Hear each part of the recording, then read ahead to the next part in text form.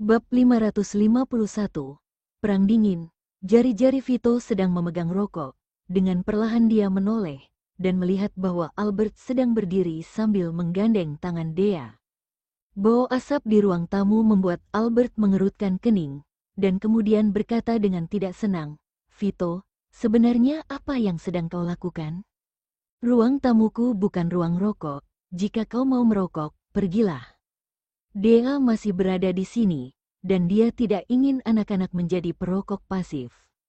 Aku, sambil berkata dengan terbata-bata, kemudian dia menghentikan perkataannya, dan dengan cepat memadamkan rokok di tangannya. Dea berlari mendekat, mengendusnya, lalu mengerutkan kening dan berkata, "Daddy Bow. Daddy, aku dan Mama akan pergi makan malam. Apakah kau sudah makan, Daddy?"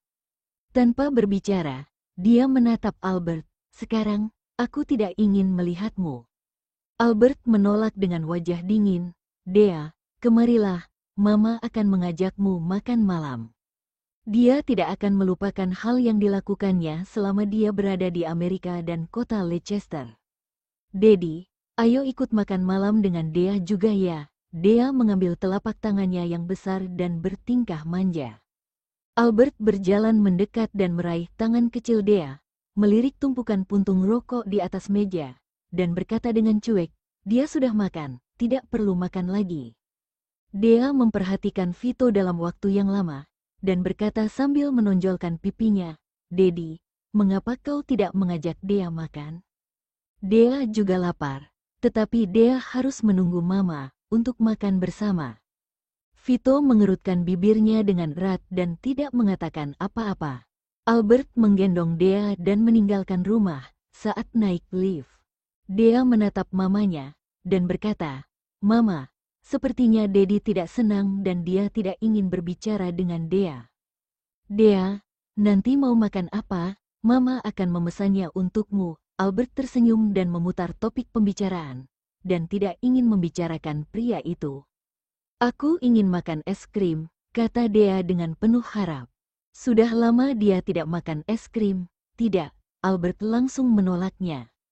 "Ini sudah mau memasuki musim dingin, dan kalian masih ingin makan es krim." Dea tidak senang, dan berkata sambil mengecutkan mulut kecilnya, "Mama bohong, katanya ingin membelikan apa yang diinginkan Dea. Tunggu Dea bisa menghitung sampai angka 100. Barulah Mama akan membelikanmu 10 es krim." Albert mulai membodohi Dea lagi. Apa boleh kalau Dea hanya bisa menghitung sampai angka 10? Dea menatapnya sambil berkedip. "Tidak, harus 100. Nada bicaranya sangat tegas. Dea menundukkan kepalanya dengan tertekan, berpikir selama beberapa detik, dan bersenandung dengan keras, "Dea tidak akan makan. Dia tidak bisa menghitung sampai angka 100, dan dia akan membiarkan Daddy membelikannya besok." "Oh, Dea, kita sungguh hebat." Albert tersenyum. Gadis kecil itu marah, terlihat sangat lucu. Kemudian, ibu dan anak itu pergi makan malam di restoran dekat tempat tinggalnya. Setelah makan malam, mereka singgah ke supermarket sebentar untuk membeli beberapa kebutuhan sehari-hari dan bahan makanan besok. Ibu dan anak itu kembali ke rumah ketika hampir pukul 10 malam, saat Vito telah pergi, dan puntung rokok di atas meja juga telah bersih. Satu-satunya hal yang dapat membuktikan bahwa dia pernah datang adalah ruang tamu itu masih dipenuhi bau asap yang ringan. Dia menyusun dengan baik barang yang telah dibel di supermarket ke dalam lemari es, dan kemudian kembali ke kamar bersama Dea untuk mencuci kaki. Setelah mencuci muka dan menggosok gigi, mereka segera tidur. Dea terbiasa ditiduri oleh dedinya, karena tidak berjumpa dengan dedinya. Kemudian dia bertanya ke Mama, "Kemana Daddy pergi?" "Aku ingin Daddy menidurkan aku." Albert tahu bahwa putrinya sangat bijaksana, yaitu, dia dapat memikirkan orang lain. Dan dia berkata, "Daddymu sangat lelah karena akhir-akhir ini telah merawat Dea. Sekarang dia pulang untuk istirahat." Setelah mendengarnya, Dea berhenti meminta Daddy untuk menidurkannya, dan dengan patuh membiarkan mamanya untuk menidurkannya.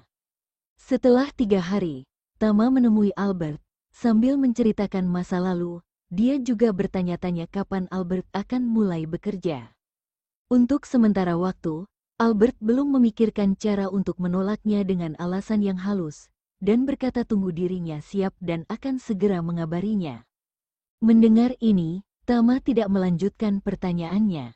Setelah makan siang di rumahnya, dia bertanya tentang kehidupannya selama beberapa tahun terakhir, dan juga berbicara tentang hal-hal lain.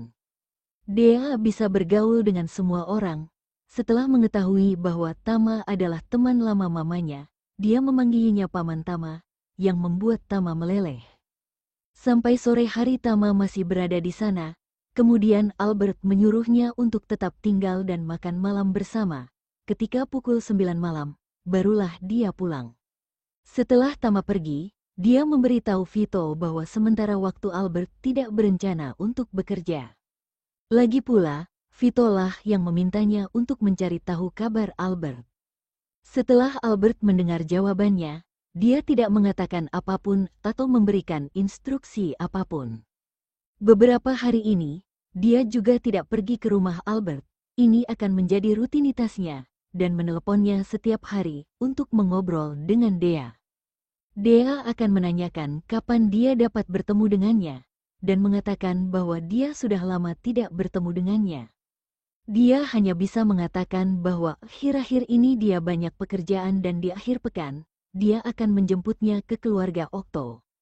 Dea dengan sangat senang dan memberitahunya apa yang dilakukan dan makanan yang dimakannya hari ini. Vito mendengarkan dengan seksama, dan ketika Dea menyebut Mama, dia merasa gugup karena suatu alasan. Topik pembicaraan Dea melonjak dengan cepat, dan di detik berikutnya dia berbicara tentang hal lain. Setiap kali dia mengobrol dengan Dea, Vito merasa sangat gugup. Setiap kali dia menutup telepon, dia berharap Dea dapat berbicara lebih lama lagi. Akhir pekan, ketika Vito pergi menjemput Dea ke keluarga Okto di malam hari, ekspresi Albert masih terlihat cuek dan menunjukkan ketidakpeduliannya. Dia menggenggam tangan Dea dan berdiri di depannya. Apakah kau masih marah? Setiap kali dia melihatnya, Albert akan teringat dirinya sewaktu berada di Amerika. Dia tidak memperbolehkannya melihat atau berbicara dengan Dea. Tanpa menjawab kata-katanya, dia berbalik dan kembali ke kamar. Dedi, apakah kau telah membuat Mama marah? Dea berkedip dan terlihat bingung. Ya, Vito menjawab dengan ringan. Kenapa kau membuat Mama marah? Bibi bilang tidak boleh marah. Dia akan menjadi tua dan tidak cantik. Dea melanjutkan pembicaraannya. Vito mengubah topik pembicaraan dan berkata, Dea, Dedi akan membawamu kembali ke keluarga Okto. Kakakmu Clayton bilang bahwa dia rindu dengan Dea. Benarkah? Apakah Kak Stephen juga telah datang? Dea bertanya dengan gembira. Kak Stephen hari ini sangat sibuk. Dia harus belajar di rumah, kata Vito dengan nada ringan. Sebelumnya Dea bilang bahwa pergi kerja bersama dirinya sangatlah tidak menyenangkan, jadi dia menempatkan Dea di keluarga Okto. Kemudian entah bagaimana Stephen datang ke keluarga Okto dan mengatakan bahwa dia datang untuk menjumpai Dea. Setelah dia pulang kerja, dia mendengar Dea selalu menyebut Kak Stephen. Dia bertanya kepada pelayan dan mengetahui bahwa Stephen hari itu datang untuk bermain bersama Dea. Dia sangat marah sehingga dia segera memberitahu pengurus rumah tangga dan pelayan bahwa lain kali dia tidak akan mengizinkan keluarga Sergei datang ke keluarga Okto. Stephen masih sangat kecil. Dia bukanlah anak yang baik. Dengan usianya yang begitu muda, dia ingin menculik Dea. Minta dianiaya. Bab 552. Jangan marah padaku lagi, oke, malam hari. Ketika Albert selesai mandi dan ketika berbaring di tempat tidur sambil memakai masker, bel pintu berbunyi. Mau tidak mau, dia harus bangun dari tempat tidur sambil memakai masker dan meninggalkan kamar tidur untuk membuka pintu. Melalui lubang pintu, dia melihat Vito berdiri di luar. Raut wajahnya menjadi suram. Dia tidak membuka pintu, menutup bel pintu yang mengganggu, berbalik dan kembali ke kamar tidur. Dea sudah tidak ada di sini, untuk apa dia datang ke sini? Sekitar 10 menit kemudian, ponselnya berdering. Tanpa perlu melihat, dia pun tahu siapa yang menelepon. Cepat katakan masalah yang terjadi, dia berkata dengan tidak sabar. Buka pintunya, suara sombong Vito terdengar di telepon. Karena kupikir sudah tidak terjadi apa-apa, maka aku telepon akan aku tutup. Setelah selesai berbicara, Albert memutuskan panggilan. Dalam beberapa detik, dia mendengar suara ketukan pintu dari luar. Dengan marah, Albert menutupi kepalanya dengan selimut, meninju selimut beberapa kali, dan akhirnya mengangkat selimut di tengah ketukan pintu, dan bergegas keluar dari tempat tidur. Dia membuka pintu dan berkata dengan marah pada Vito yang berdiri di luar, "Vito, jika kau ingin menggila, tolong pergi ke tempat lain. Dia sudah ada di keluarga Okto kamu, untuk apa lagi kau datang ke sini? Aku merindukanmu." Vito melangkah maju dan menyeretnya yang terjebak di ambang pintu ke dalam pelukannya. Bau alkohol membuat Albert segera mengerti bahwa pria ini telah mabuk. Aroma alkohol ini tidak seperti yang diminum para pemabuk biasa. Bau yang biasa tidak enak dicium, tetapi aroma alkohol yang diminumnya tercium seperti aroma lembut dari sebotol anggur yang baru dibuka. Jika dia tidak dalam situasi saat ini, mungkin dia bisa menanyakan apa yang telah dia minum, dan ingin menyesap untuk mencoba rasanya. Dalam sekejap, dia tersadar. Albert berusaha untuk mendorongnya, tetapi pria itu memeluknya dengan sangat erat. Untuk bernafas saja, dia sudah kesulitan, apalagi mendorongnya. "Vito, lepaskan," dia kesal. "Tidak," dengan keras kepala Vito memeluknya dengan kuat. Albert kesulitan bernafas. Dia merasa udara di paru-parunya seperti ditekan keluar. "Apa kau orang gila yang ingin mencekik mati diriku?" Dia mendorongnya dengan keras, tetapi dia tidak ingin mati tercekik karena dipeluk terlalu erat. Vito telah mabuk, tetapi kesadarannya masih sangat baik. Setelah mendengar kata-katanya, lengan yang menahannya menjadi longgar, tetapi itu tidak memungkinkannya untuk melarikan diri. "Albert, jangan marah padaku lagi, ya," dia berkata dengan suara rendah sambil memohon dan terlihat tertekan. "Apakah dengan kalimat, 'Aku tidak marah padamu,' dapat menebus apa yang kau lakukan sebelumnya?" Dia mengatakan, "Aku tidak pernah meneleponnya ketika di Amerika Serikat. Aku tahu kau adalah ayah yang pantas baginya. Aku tidak ingin merusak citra baikmu dalam pikirannya. Aku tidak akan mengatakan yang sebenarnya. Dan aku juga tidak akan mengatakan bahwa aku selalu meneleponnya kembali. Semua ini dikarenakan ayahnya terlalu bajingan dan hina. Dan ayahnya juga yang tidak membiarkannya berbicara denganku." Albert sangat marah dan matanya memerah. Ketika Dea bertanya padanya tentang ini, dia tidak bisa mengatakan yang sebenarnya. Jadi dia hanya bisa mencari alasan untuk membujuknya. Sebelum dia pergi ke Amerika Serikat, sikapnya membuatnya lega. Jadi dia menyerahkan Dea kepadanya, dan terbang ke Amerika Serikat untuk menangani sebuah urusan. Alhasil, begitu tiba di Amerika Serikat, sikapnya langsung berubah. Sifat wanita manapun dapat berubah dengan cepat lebih cepat daripada membalikkan halaman buku, begitu juga dengan pria. Vito mengerutkan bibirnya dan terdiam selama beberapa detik, setelah itu dia berkata, "Maaf." Waktu itu dia marah ketika melihat pesan teks. Selain itu, ketika dia berada di Amerika Serikat ada seorang pria di sisinya, yang membuat dirinya tidak bisa mengendalikan pikirannya.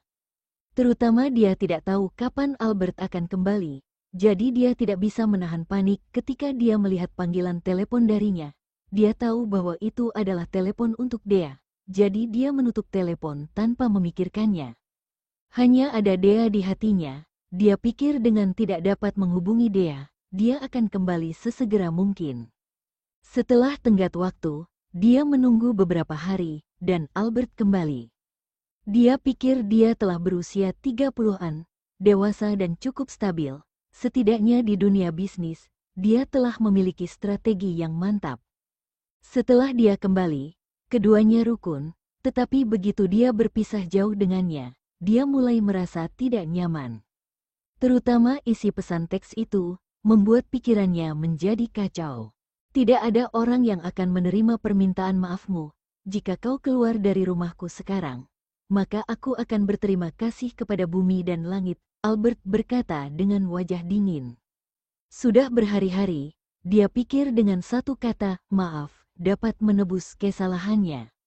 Aku tidak akan pergi, dia berkata dengan takut, dengan mabuk dan berani, dia menundukkan kepalanya dan mencium bibirnya.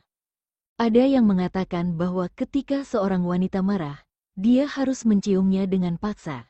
Tetapi jika itu tidak berhasil, dia harus melakukannya 2 kali.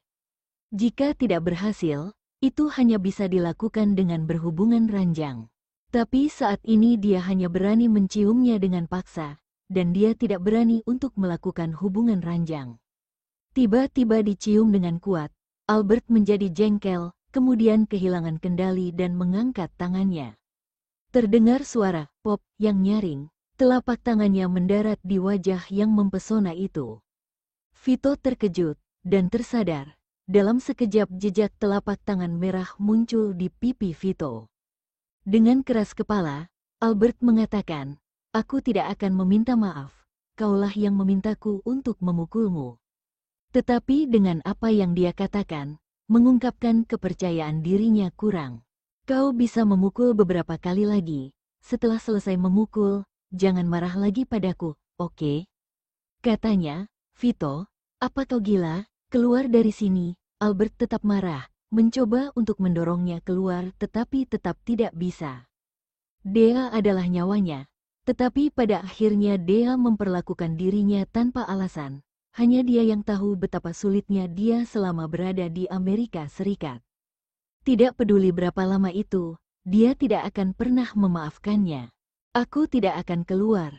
Aku tahu aku telah berbuat salah. Albert, berikan aku kesempatan." Dia melepaskan semua harga dirinya, suaranya terdengar penuh ketulusan dan penyesalan.